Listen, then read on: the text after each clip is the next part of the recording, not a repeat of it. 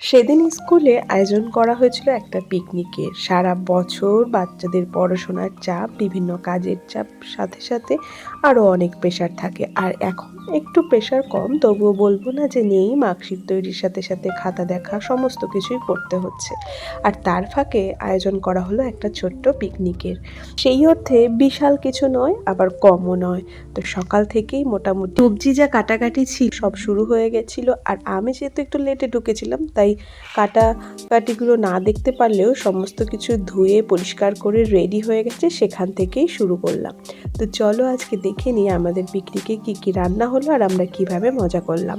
তো দেখেই বুঝতে পারছো যে আজকে কি রান্না হবে। আর তার সবার প্রথমেই ভেজে নেওয়া হচ্ছিল পাঁপড়। পাঁপড় ভাজা টেস্ট করতে হবে না? না, পাঁপড়ের কোনো টেস্ট হয় না দাদা। কোনটা তুমি টেস্ট করে না? পরে গাড়ি হ্যাঁ যাতে তেল লাগবে না শুধু কাট করছে। এই তো আমি তো ধরো এই ছোট্ট ক্লিপটাতে দেখেই বুঝতে পেরেছো যে আমরা কতটা মজা করছিলাম। তো এবার চলে এসেছিল নেক্সট আইটেম, বাঁধাকপি ঘন্ট।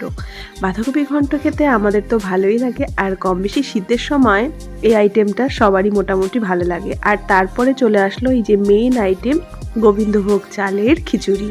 এখন যা শীত পড়ছে তাতে গরম গরম খিচুড়ি আর তার সাথে বাঁধাকপি ঘন্ট আর পাঁপড় ভাজা, খেতে কি সুন্দরই না লাগে। আর তোমাদেরও নিশ্চয়ই শুনেই খেতে ইচ্ছা করছে।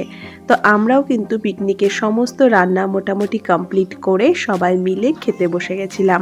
তো চলো এবার খাবার জায়গাটা তোমাদেরকে দেখাই, তার সাথে সাথে আমাদের স্কুলটাও কিন্তু তোমরা দেখে নেবে। তো এবার খিচুড়িটা হওয়ার সাথে সাথে খিচুড়িটা একটু অন্য পাত্রে ঢেলে রেখে দেওয়া হলো। এরপর সবাই মিলে বসে পড়েছিলাম খেতে, আর এখানেই আমাদের বসার ব্যবস্থা করা হয়েছিল। তো এখানে সবার প্লেটেই পড়ে গেছে খিচুড়ি, পাঁপড় ভাজা, বাঁধাকপি। বেশ ভালোই হয়েছিল খেতে। তো সবাই মিলে বেশ কিছুটা সময় আমরা কিন্তু কাজের প্রেশারের মধ্যে বার করে বেশ সুন্দরভাবেই কাটিয়ে নিলাম। তো তোমরাও যারা এরকম পিকনিকের প্ল্যান এখনও করোনি, ঝটপট দেরি না করে ফেলো। তো এবার ছিল আমার প্লেট, আমি বসে পড়েছিলাম খেতে। আর এই যে প্লেটে আমাকে খিচুড়ি দিয়ে দিল, আর খিচুড়িটা এতটাই গরম ছিল যে হাত দেওয়া যাচ্ছিল না, তাই বললাম যে একটু ভালো করে ছড়িয়ে দিতে। আর এবার চলে আসলো প্লেটে বাঁধাকপি, আর তার সাথে আমি নিয়ে নিয়েছিলাম দুটো পাঁপড় ভাজা। পাঁপড়গুলোর টেস্ট কিন্তু খুব সুন্দর ছিল। তো সব কিছু মিলে খাওয়া দাওয়া হয়ে গেল, আর আমাদের পিকনিকটা কিন্তু এখানেই শেষ হলো। আর তোমাদের আজকের ভিডিওটা কেমন লাগলো অবশ্যই কমেন্টে জানিও। টাটা।